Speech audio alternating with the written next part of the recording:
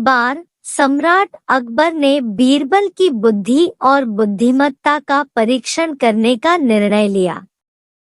उन्होंने बीरबल को बुलाया और कहा, बीरबल, मैंने सुना है कि हमारे राज्य में कई बुद्धिमान और चतुर लोग हैं, लेकिन मुझे यकीन नहीं है कि वे वास्तव में उतने बुद्धिमान हैं जितना उन्हें कहा जाता है।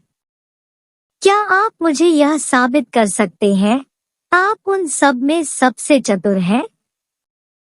हमेशा चुनौती के लिए तैयार रहने वाले बीरबल ने उत्तर दिया, निश्चित रूप से महाराज, मैं आपको अपनी बुद्धिमत्ता साबित करूंगा। अकबर ने कहा, बहुत अच्छा बीरबल, यह तुम्हारा काम है। मैं चाहता हूँ कि तुम पूरे राज्य में मेरे लिए एक सच्चा ईमानदार आदमी ढूंढो, उसे मेरे पास लाओ और मैं उसे इनाम दूंगा। बीरबल ने एक पल सोचा और फिर कहा, महाराज, मेरे पास एक योजना है। मैं खोज शुरू करूंगा, लेकिन ईमानदार आदमी को आपके पास लाने के बजाय मैं किसी ऐसे व्यक्ति को लाऊंगा जो अपनी ईमानदारी दिखा सके। बादशाह चकित हो गए और बीरबल की योजना से सहमत हो गए। बीरबल ने शहर में जाकर यह बात फैला दी कि वह एक ईमानदार आदमी की तलाश में है। कई लोग ईमानदार होने का दावा करते हुए और इनाम की मांग करते हुए आगे आए। कुछ दिनों के बाद बीरबल एक विनम्र दिखने वाले नाई के साथ दरबार में लौटे। उसने नाई का परिचय बादशाह से कराया और कहा, महाराज, मुझे वह व्यक्ति मिल गया है जो अपनी ईमानदारी का परिचय दे सकता है। सम्राट हैरान हो गया और उसने पूछा, एक नाई अपनी ईमानदारी कैसे साबित कर सकता है?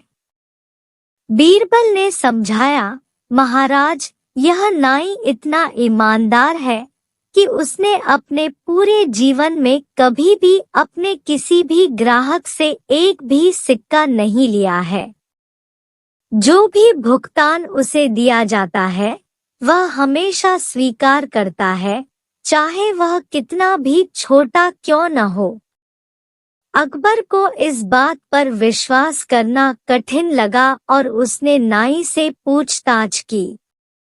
नाई ने बीरबल की बात की पुष्टि करते हुए कहा, हाँ महाराज, मैंने हमेशा अपने ग्राहकों से जो भी चुकाया है उसे स्वीकार किया है।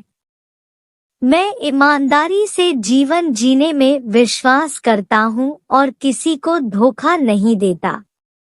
अकबर नाई की ईमानदारी से प्रभावित हुए और उसे उदारता पूर्वक पुरस्कृत किया।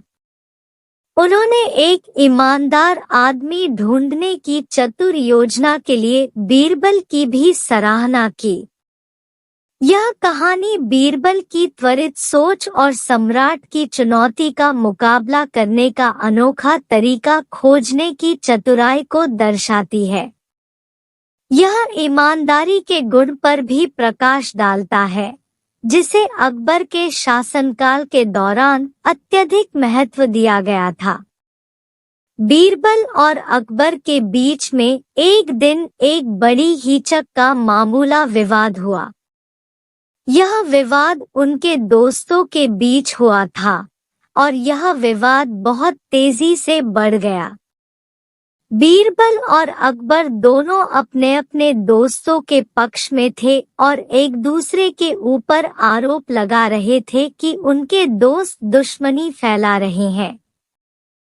बीरबल और अकबर ने विवाद को सुलझाने के लिए न्यायालय जाने का निर्णय लिया। विवाद के बीच में एक जज बैठा था जिसका नाम जगदीश था।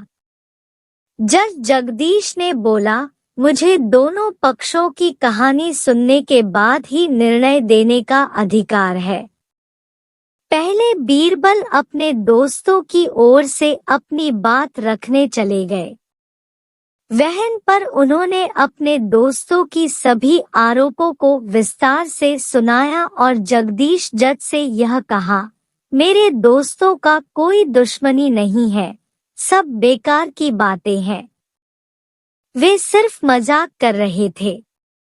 अब अकबर अपने दोस्तों की ओर से अपनी बात रखने चले गए।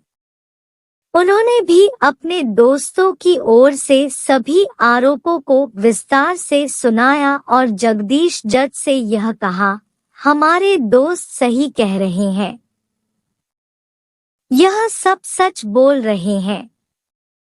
जज जगदीश ने विचार किया और फिर निर्णय दिया, बीरबल और अकबर दोनों के दोस्त सच बोल रहे हैं। इस विवाद को सुलझाने के लिए तुम्हें अपने दोस्तों के साथ एक पार्टी आयोजित करनी चाहिए। तुम सब खुशियों के साथ मिलकर पार्टी करेंगे और दोस्ती बनाए रखोगे।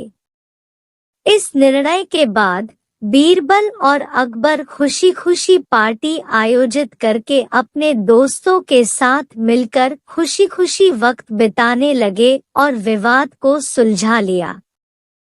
इस कहानी से हमें यह सीखने को मिलता है कि दोस्तों के बीच में विवाद होने पर सुलझाने की कोशिश करनी चाहिए और विवादों को सुलझाने के लिए समझदारी का इस्तेमाल करना चाहिए।